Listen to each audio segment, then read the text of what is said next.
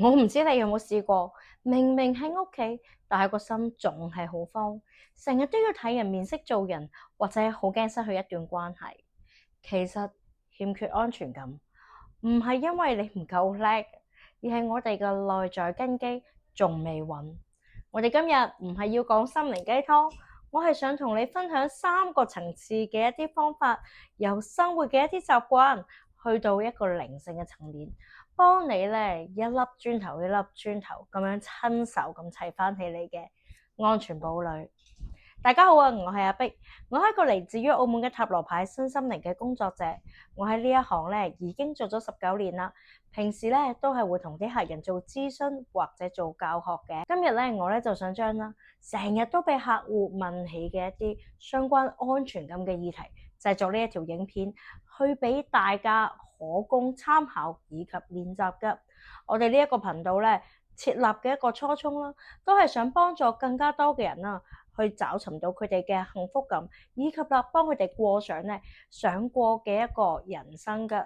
所以最主要咧都係講述一啲宇宙法則或者顯化法則嘅嘢嘅。首先我哋需要知道嘅就係內在安全感嘅 SOP 啦。好多人都以為啦，安全感就係佢要一層樓，有一份非常之穩定嘅工作，有人陪。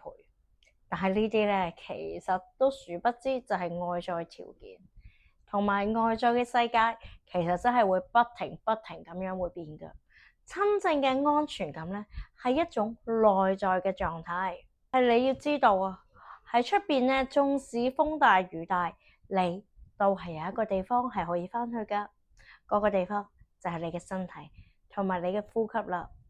喺靈性上邊嚟講啦，呢一樣嘢叫做扎根。當你扎到根，呢一度就係你最安全嘅一個避風港啦。當我哋咧覺得好驚嘅時候，其實咧我哋嘅能量係向上衝嘅，甚至乎係散晒。咁安全感嘅第一步啦，咁梗係要坐翻佢落嚟啦。咁我而家邀請你去試下啦，坐喺度，將2隻腳咧咁樣放平喺地面度，感覺你嘅腳板同埋地板接觸起嚟嘅感覺。跟住咧深呼吸。你可以將你隻手放喺你嘅心口或者你嘅肚腩嗰度，之後咧呼氣吸氣，吸氣嘅時候咧慢慢地吸得深，呼氣係吸氣嘅時間嘅2倍。我哋要感覺係我哋成個身體都係撐住你噶，然後啦做一個身體掃描，由頭到腳趾尾。好似同身體做朋友咁樣，跟住你就會發覺你已經係喺當下嘅一個信號啦，同埋你係喺一個非常之安全嘅地方嘅。跟住第2個 step， 你可以攞一塊鏡出嚟，好溫柔咁樣睇住鏡入邊嘅你自己。喺鏡入邊，你有可能會睇到你以前嘅細個。或者一啲回憶湧上嚟，我哋嘅冇安全感咧，其實好多時候咧都嚟自細個嘅一啲經歷噶。嗰啲內在小孩咧，仲係好驚被遺棄啦，驚做得唔夠好。靈性咧，其實唔係要你逃避你嘅情緒，我哋要嘅係你要成為自己嘅內在嘅父母。咁當你再感覺到不安嘅時候，試下對住心入邊嗰個小朋友去講，唔使驚。我喺度啊！我而家已經有能力保護你，你係安全噶。呢一度其實我哋唔係要你自我安慰，而係一個重新嘅一個安撫。你的確係有能力去滿足自己嘅安全感需要嘅。當我哋咧將全部嘅一啲安全感放咗喺有限嘅自我身上，其實我哋係好攰噶。靈性嘅方式咧係要你學習點樣交託。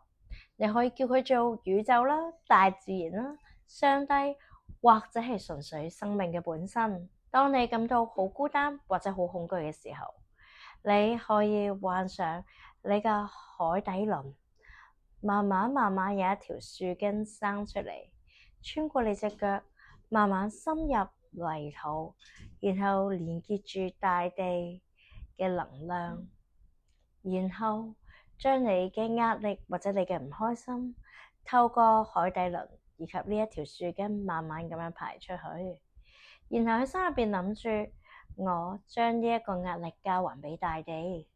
呢一個信念咧，就係其實你唔係孤單無援噶，你係呢個世界嘅一部分。其實世界係會承載住你噶。其實我哋要建立起我哋嘅安全感，並唔係要你刀槍不入，而係要你學識啊點樣喺你最脆弱嘅時候，好溫柔咁樣去接住自己。咁由今日開始，你可以揀其中一個方式，每日花3分鐘嘅時間，感受一下你隻腳踩住地下嘅感覺。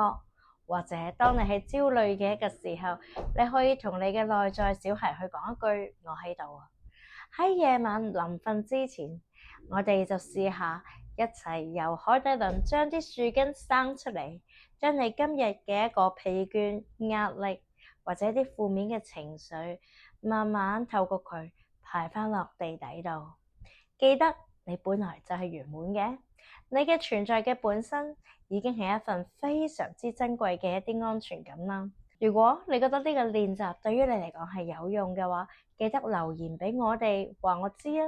如果你真係想喚醒起你內在巨大嘅安全感，喺影片嘅底下度留言啦，留言3個1字，俾宇宙都知道你而家宣告我要記翻起我一直以嚟都係咁強大、咁安全嘅。我哋之前都已經上映咗3條影片，係講述關於業力法則嘅3部曲嘅。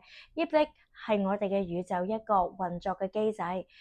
如果你真係想讓自己嘅生活過得更好嘅話，不妨去睇一睇啊！我相信一定能夠對你有一定嘅幫助噶。